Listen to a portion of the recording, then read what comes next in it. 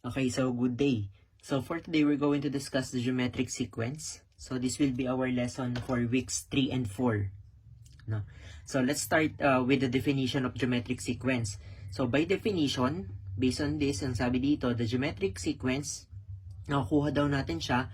So the next term is get by multiplying the preceding term by the same fixed number called the common ratio. Now, so if we're going to look dun sa definition niya, halos parehas lang siya sa arithmetic sequence. Ano ba yung pinagkaiba? Kung sa arithmetic sequence, nag-add tayo ng fixed number para makuha yung susunod. So, dito naman sa geometric, we are multiplying that fixed number.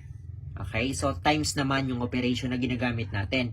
And that fixed number class na itinatimes natin to get the next term is called the common ratio. Okay? So, kung sa ang common ratio naman, ang ginagamit natin na symbol for that or variable is small letter r. Okay? So, kapag nakakita tayo nito, small letter r, so that means that we are referring to the common ratio.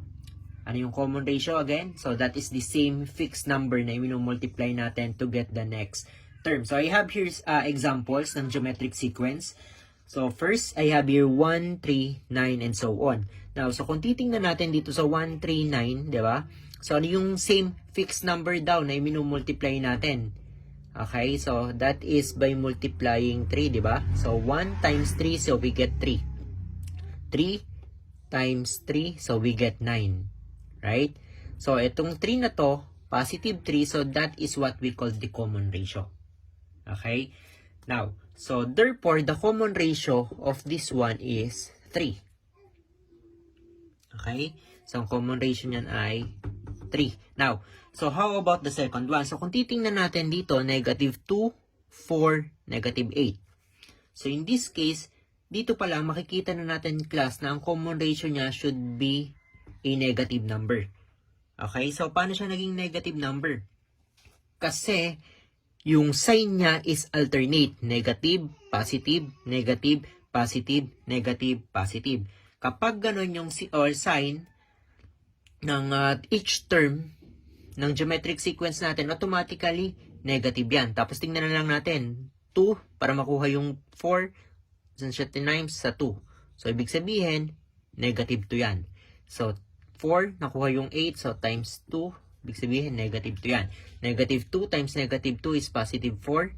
Positive 4 times negative 2 is negative 8. Therefore, the common ratio is negative 2. Next. So, dito naman, kung mapapansin natin, ano naman yung makikita natin dyan? So, dito sa third one, we can see na yung term natin, instead na lumaki, ay bumababa, decreasing. Right? So, from 625, naging 125, tapos naging 25. Kapag gana naman yung ating geometric sequence, automatically class, ang common ratio niyan is a fraction. Okay, fraction yan. So, we're going to discuss later kung paano ba natin makukuha yung common ratio niyan by means na sosolve natin yung common ratio. Now, paano ba natin isosolve yung common ratio? Balik tayo dun sa unang example. So, we can get the common ratio by dividing consecutive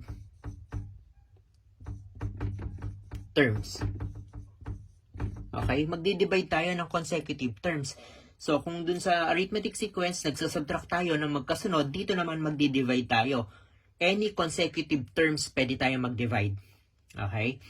Now, so what are we going to do is, balik tayo dito sa una. For example, ang kinuha ko ay 1 and 3 kasi magkasunod naman sila. Right? So, para makuha natin yung common ratio niyan, so, kuha tayo ng consecutive number. For example, 1 and 3 nga yung kinuha nyo. Okay, so yung nasa kanan na number, yun yung numerator. Yung nasa kaliwang number na kinuha nyo, yun yung denominator. Okay? So, 3 divided by 1, so that is 3. So, ito yung common ratio, right? Tama naman siya dyan.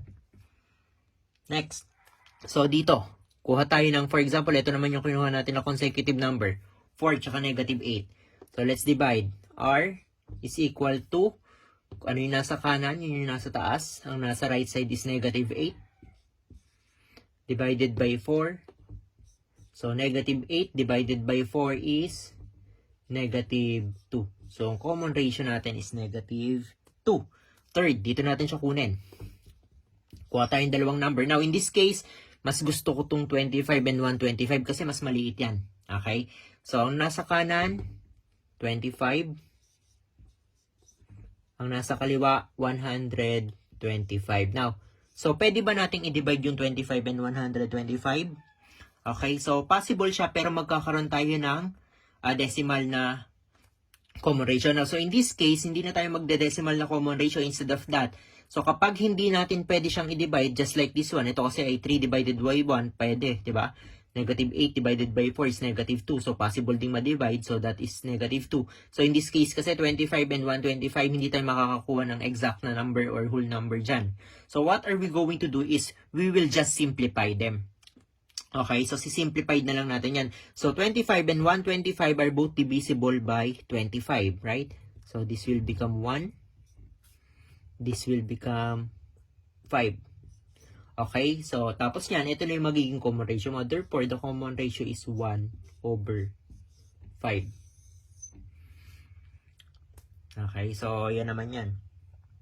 Now, so how are we going to get the next 3 terms? Okay, so paano ba natin kukunin yung next 3 terms niyan?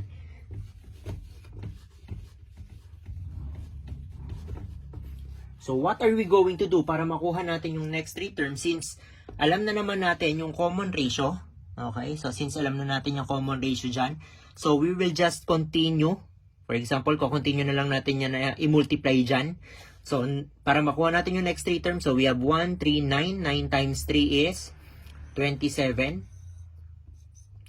27 times 3 is 81. 81 times 3 is 243. So, we will just continue multiplying since yun sinasabi ng geometric sequence. Next, so we have negative 2 times negative 8 is positive 16. Negative 2 times positive 16 is negative 32. Negative 2 times negative 32 is positive 64. So, alternate pa rin yung sign yan kapag kinontinue natin. Next, so we have here 1 over 5, right? So, 25 times 1. So, magiging ganito kasi yan. So, we have 25 times 1 over 20 or over 5. So, 25 times 1 is 25 over 5. So, 25 divided by 5 is 5. Okay? So, 5 yung unang term. Yan natin siya dito. Next. So, we have here 25 yun dito, diba? So, we have 5 times 1 over 5. So, 5 times 1 is 5 all over 5. So, 5 divided by 5 possible. So, that is 1. So, 1. Okay, next. So, we have 1 times 1 over 5. So, 1 times 1, 1. Wala namang denominator. So, we just copy that. So, 1 over 5. Pwede ba natin i-divide? Hindi. Pwedeng i-simplify? Hindi na rin. So, ito na yung ilalagay natin. Okay, therefore, the next 3 terms are 5, 1, and 1 over 5.